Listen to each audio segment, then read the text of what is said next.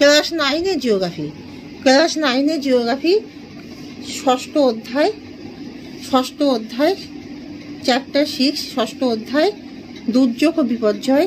তোমরা সবাই মন দিয়ে শোনো আর লিখো। সবাই লাইক অ্যান্ড সাবস্ক্রাইবটা কিন্তু অবশ্যই দিয়ে দিও। দুর্যোগ কি? প্রাকৃতিক কারণের প্রভাবে সৃষ্ট যে সকল ঘটনা দ্বারা মানুষের কার্যকলাপে স্বাভাবিক অবস্থায় বিঘ্ন ঘটে বা বিঘ্নিত হওয়ার সম্ভাবনা থাকে, সেই সকল ঘটনাই হলো দুর্যোগ। দুর্যোগ কত প্রকার? কি দুর্যোগ 3 প্রকার। প্রাকৃতিক দুর্যোগ, মানুষের দ্বারা সৃষ্ট দুর্যোগ, আর সামাজিক প্রাকৃতিক দুর্যোগ। বিপর্যয় কি? দ্রুত আকস্মিক ঘটনার প্রভাবে স্বল্প সময় বিস্তীর্ণ অঞ্চল জুড়ে বিভিন্ন প্রাকৃতিক পরিবর্তন ঘটে।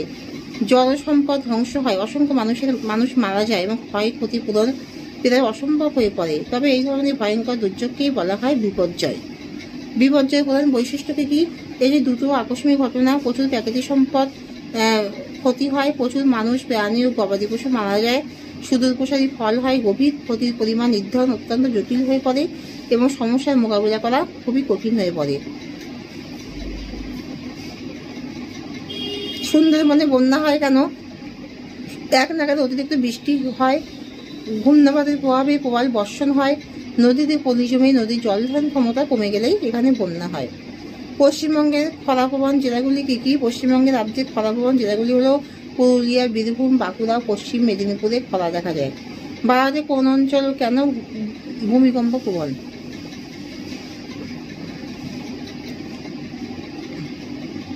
পাতগুলি সঞ্চয়নে চাপের হ্রাস বৃদ্ধি, পাতের স্মরণ ও ভাঙন, ভঙ্গিল পর্বত উত্থান প্রভৃতি প্রাকৃতিক কারণে ভূমিকম্প হয়।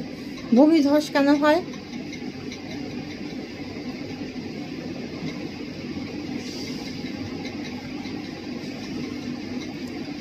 পার্বত্য অঞ্চলে ফাটল তৈরি হলে তার ফাঁকে জল ঢুকে মাটি ও শিলাস্তরকে আলাদা করে ফেলে।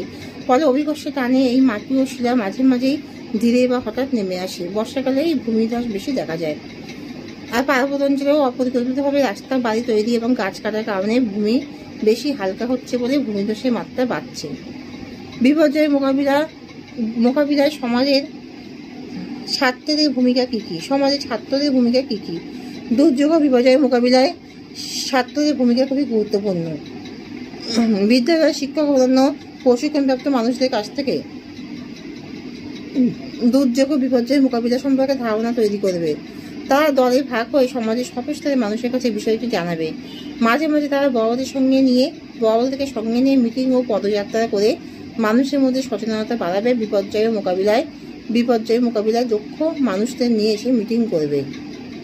দুটি সামুদ্রিক ঘূর্ণিঝড়ের নাম লেখো। সুপার সাইক্লোন আর আয়লা। খরার দুটি ফলাফল কি কি? খরার ফলে গাছপালা শুকিয়ে মারা যায়, খাদ্য পানীয় জলের অভাবে বন্যপ্রাণী, গবাদি পশু মারা যায়, চাষবাসের ব্যাপক ক্ষতি হয়, ভৌমজলের ভান্ডার কমে যায়, পানীয় জলের সংকট দেখা দেয়, খাদ্য জলের সংকটে দুর্ভিক্ষ ঘটে, তাপপ্রবাহ ঘটে। এখানে শেষ করছি।